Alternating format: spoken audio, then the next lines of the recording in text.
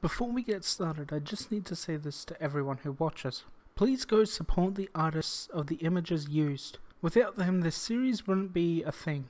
If you can't read the writing on the images, I'll also be leaving their names and when you can find them before the intro. Please, please, please support them. They all deserve it.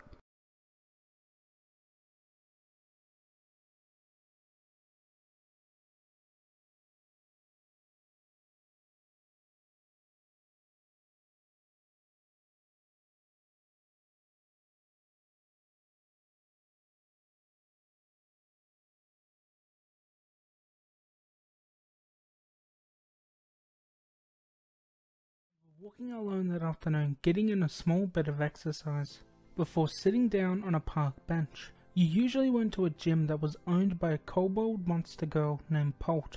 She was absolutely adorable, and speaking of her, you saw her running along the path that you were just walking on. Her pillows were moving up and down as she ran. You watched them until Polt got closer. The two of you locked eyes and smiled. Polt slowed to a walk and walked over to you. "Afternoon," Polt said. She sat down next to you. You loved the shirt that she was wearing. It said, "Want to," on it, like it was asking if someone wanted to do things with her. Polt smiled brightly at you, before beginning to talk your ear off. "You look beautiful," you said, "and I really love your pillows." You'd finally gotten a chance to speak, and that's what had come out of your mouth. However, Polt didn't seem to mind that. She loved it actually. "Thank you," she said. "I'd love to see you squeeze a bone between them," you said. Polt smirked and grabbed your hand, taking you off into a public bathroom. No one was inside. Polt already had a bone. She moved her cloth before putting the bone between her pillows and squeezing them together. You smirked as William stood to attention, as Polt chewed the end of the bone. You reached out and grabbed a hold of Polt's pillows, squeezing them. The bone fell to the ground. You just had to feel them.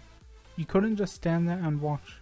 Polt blushed a bit but didn't stop you before grabbing your wrists and pulling you into a stall so that no one could see. You closed the door and locked it as Polt leant over, placing her hands on the wall. "Right," Polt said, "let's go." You grabbed one of Polt's legs and placed it over your shoulder as William moved closer to Polt's purse before entering and searching around for some money. Polt smiled brightly, loving every second of it. Eventually, William found what he was looking for and released his barbecue sauce inside of Polt's purse. Lucoa had been teasing you all day by wearing a cute cowgirl outfit, which really suited her.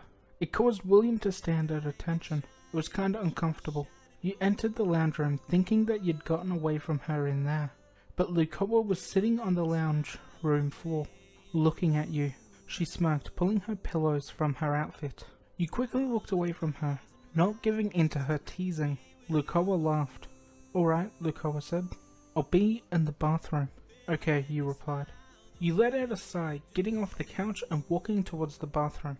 You couldn't stay away from her, wanting to get another look. You saw that the bathroom door was open a bit, so you looked inside. Seeing that Lucoa was in the bath with nothing on, you smirked, continuing to watch her. A minute passed before you sighed and turned away, about to leave, not wanting to look anymore. The door opened though and Lucoa cleared her throat. You blushed, slowly turning towards her, seeing Lucoa smiling at you. "Come join me," Lucoa said. You couldn't answer her though. Lucoa grabbed you by the wrist, pulling you into the bathroom and closing the door behind the two of you.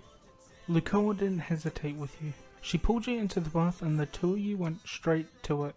Lucoa had her hands against the wall while you had William searching inside of Lucoa's purse, trying to find some spending money. The two of you were groaning happily while talking to each other.